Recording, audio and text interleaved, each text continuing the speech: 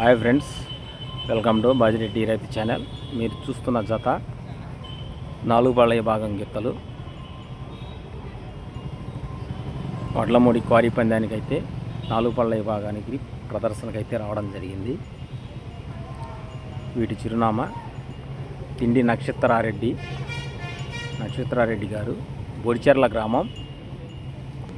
బొడిచెర్ల గ్రామం, మార్కాపురం మండలం, ప్రకాశం జిల్లా వారి 4 పళ్ళ విభాగం గిత్తలు.